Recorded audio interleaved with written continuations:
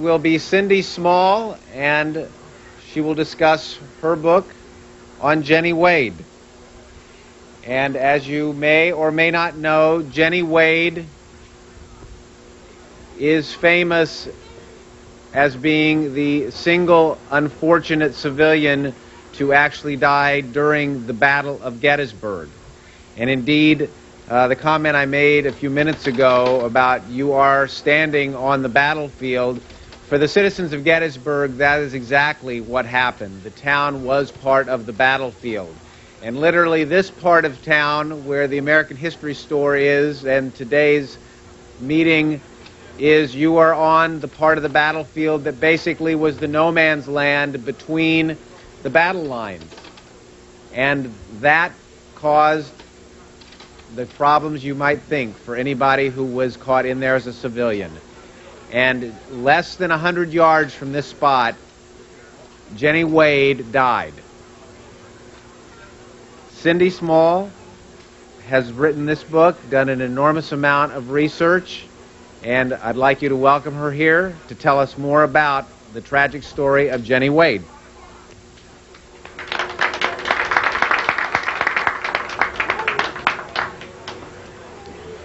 Thank you, Craig. The Jenny Wade story is about Mary Virginia Wade, the only civilian killed during the Battle of Gettysburg. To tell you a little bit about Jenny Wade before the battle came to town, first I'll tell you a little bit about her family. Jenny had one older sister, Georgia, who was 22 at the time of the battle. Jenny was 20. She also had several younger brothers. One brother was Jack, who was 17, Sam, who was 11, and Harry, who was 8. Now, Jenny had some difficulty as she was growing up, mostly due to her father's reputation. The family's social status was really one that was a very sensitive subject in town because of some of the actions that James Wade Sr. took. First of all, he had a son out of wedlock, and then after that, he was accused of arson, although those charges were dropped. But he continued in some of his antics along the way. Between the years of 1842 and 1850, James Wade Sr. was charged 3 times with assault and battery. 2 of those charges he actually had to serve time for. Once he served that time, it seemed as though he really couldn't find a straight road. In 1850, he was indicted on felony charges of larceny, and he served 2 years of solitary confinement in the Eastern Penitentiary. So for most of Jenny's life, she really didn't have her father living at home. And when he was at home, it seems as though he was causing problems and hardships for the family. In 1852, when James Wade did return from the Eastern Penitentiary to Gettysburg, his wife couldn't tolerate having him living at home and continuing with his antics. So she applied to have him committed to the Adams County Almshouse. There he was committed as an insane person. And really the reputation that trailed James Wade Sr. throughout the rest of his life was one of a thief or a person who was insane. So Jenny had these particular hardships follow her throughout her life. Once her father was committed to the Adams County Almshouse, this really put a lot of the pressure on the women in the Wade family to carry through with the endless financial woes that they had. And in many ways, they tried to earn money for their home. One of the ways was Jenny was a seamstress, and she also did laundry for people in town. Her mother did laundry, and her mother was also a seamstress. At the same time, they took in a 6-year-old boarder in order to earn income, and that was Isaac Brinkerhoff, who was with the Wade family at the time of the battle. Jenny fought very hard to maintain a solid, stable family life, even though the fact that her father was branded a thief and very insane. She was very religious, and she was very committed to her religious rituals. At the same time, when her sister Georgia married in 1862, this really shifted almost all of the financial burdens to Jenny on the family to try to keep the household together and even just to maintain their home. The winter of 1861 and 1862 really found lonely days for Jenny as she was pining away for a friend of hers, Jack Skelly. Jack's full name is Johnston Hastings Skelly Jr.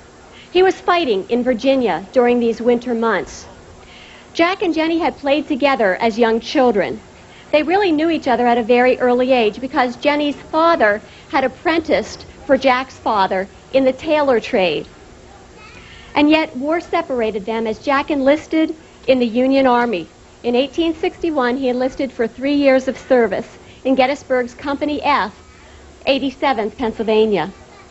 Now, several years before the war, another friend of theirs, Wesley Culp, followed his employer from Gettysburg to Shepherdstown, West Virginia. And when the war began, Wesley enlisted in the Confederate Army, while Jack Skelly enlisted in the Union Army. Jenny wrote to Jack faithfully, and according to her sister, she treasured every letter that Jack sent her, either by wearing it in her dress next to her heart or wearing it in an apron pocket. But any mementos that she had from Jack, she wore on her apron or on her dress. Well, the story of Jenny Wade really tells you that Jenny never faltered in her patriotism.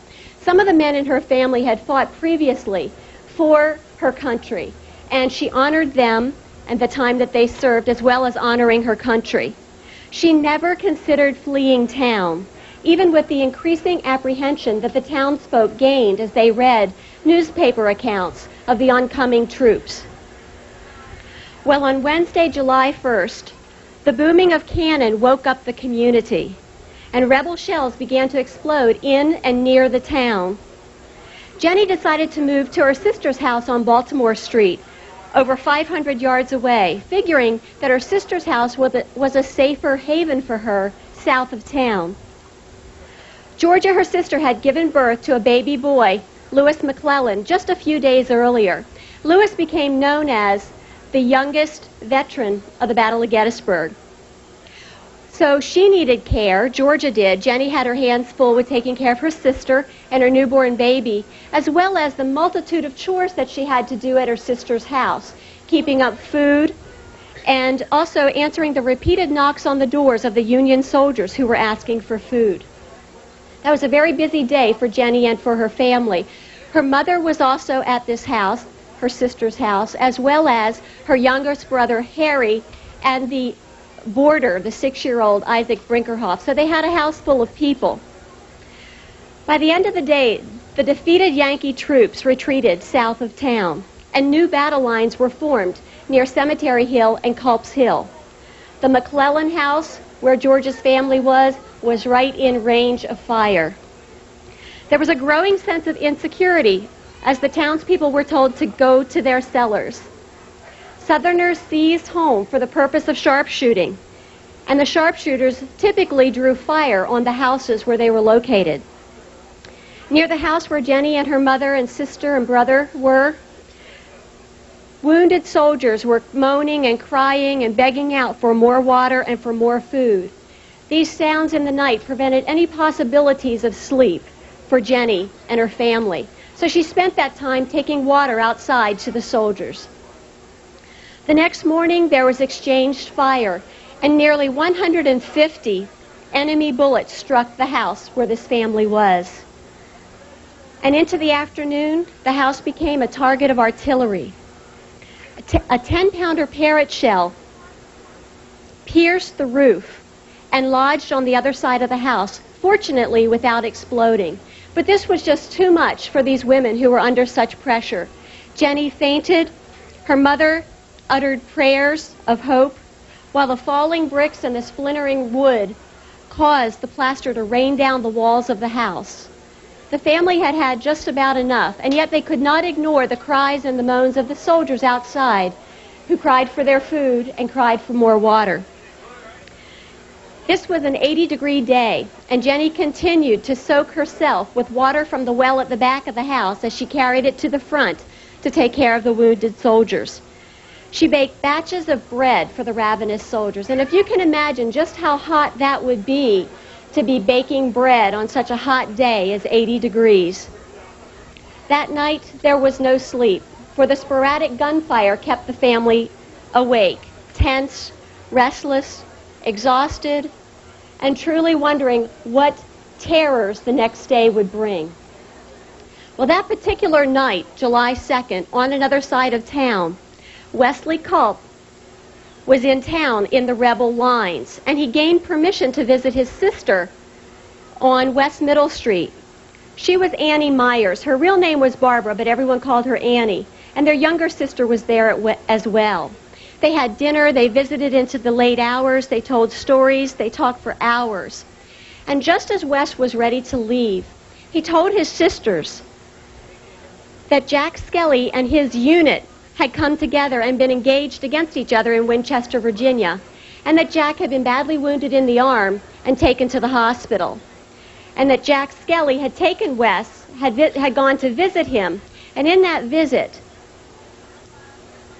Jack Skelly told Wes Culp of a message that he wanted to deliver to Jack's mother if he possibly got home to Gettysburg, but he had to deliver it in person. Well, the sisters, of course, were very curious as to what this message was that Wes was carrying from Jack Skelly, but he would not tell them. He said he promised he would give it in person, and since it was too late at night, he would be back in the morning to pass the message on to Mrs. Skelly, who was staying at a friend's house just across the street. And yet, Wes Culp never had the chance to deliver that message to Mrs. Skelly, for at 8 a.m. the next morning, Wesley Culp was killed adjacent to his relative's land. That evening, an orderly delivered the sad news to Wesley Culp's sisters. He described the burial spot, and although the sisters searched in vain, they claimed they never found the grave. There are other people who don't believe that. They believe that they did find the grave, and that the family secretly buried Wes because they knew he could not be buried locally, since he had betrayed his own people by joining the Confederate Army. Friday, July 3rd, was a day that the Wade family would never forget. It began very early, at 4 o'clock in the morning. Jenny and her young brother, Harry, gathered wood for the fire so that they could bake bread for the soldiers, for they were out of food and they needed to bake new bread. Jenny kneaded dough and left it to rise, and a hungry soldier knocked on the door and was told to return a little later as the biscuits would be finished. I think it's important to note that even under the financial stress of the Wade family, at no time did Jenny or her mother or anyone from her family charge the soldiers for food or for water. Some of that was done here in Gettysburg, but Jenny never did charge the soldiers anything. She did it out of the goodness of her heart. While she was waiting for the dough to rise, she sat on a lounge chair in the parlor and she read scripture because, again, she was a very religious person and she put much of her hope in God. She read her devotions out loud until it made her sister so nervous she yelled to stop.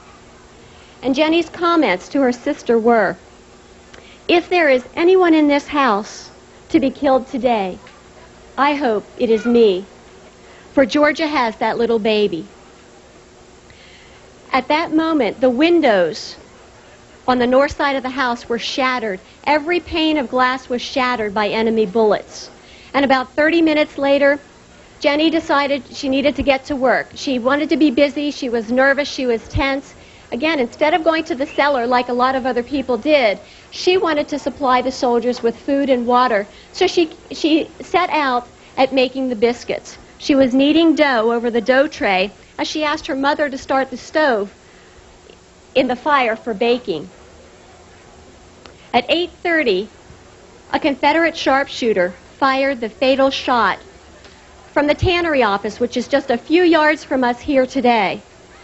The tannery office is about 100 yards from the McClellan house. That deadly bullet went through the outer door, and it pierced a second door that was ajar. And it went into Jenny's back near her left shoulder, piercing her heart, going through the body to the front, and becoming lodged in the front of her corset. As Jenny was struck dead, her mother heard the bullet ripping through the wood and turned to see what was going on, in time enough to see her daughter fall dead to the floor. The mother, in her own personality, calmly walked in to Georgia and said to her, "Georgia, your sister is dead," which brought about a very alarmed scream from Georgia And that caused the soldiers who were around the house to come running to see what